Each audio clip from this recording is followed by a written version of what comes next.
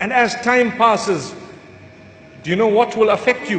The sacrifice. The sacrifice that you have made for your spouse is what will increase you in value.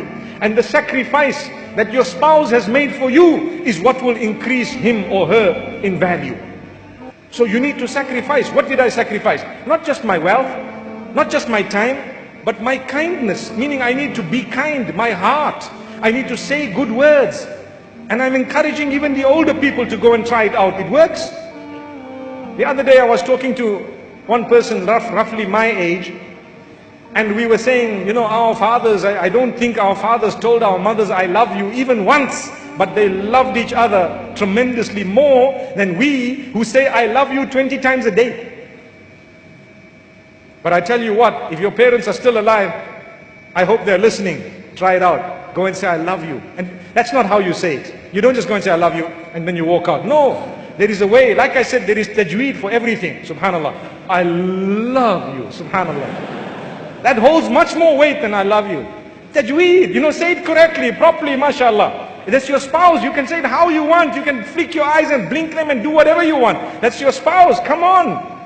The value of that speech is such that you can, you know, beautify it. You want to add a tashdeed? No problem. You want to add a mad? No problem. You want to do gunna and ikhfa? No problem. That's your spouse. MashaAllah. Alhamdulillah. You know?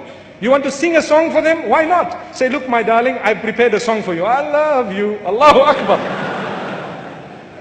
What's wrong? That's the knot. May Allah bless us all. My brothers and sisters, there is nothing wrong in Islam to do that. It's your spouse. But the problem with us, we will send messages with these emoticons. You know, on WhatsApp there's a heart. When you send it, it actually blows up a little bit. And it starts pumping.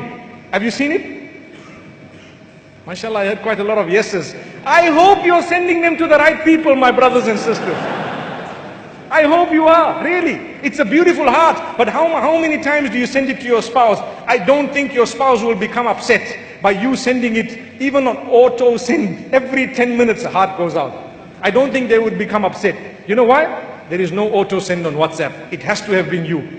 We send it, yes we do. We use emoticons, we use the love, we use the little, you know, those thick red stubby lips that come on WhatsApp, you know, and we use them and send them here and there, subhanallah, without ever kissing, without ever doing anything. And but the problem is we are sending it to the wrong person.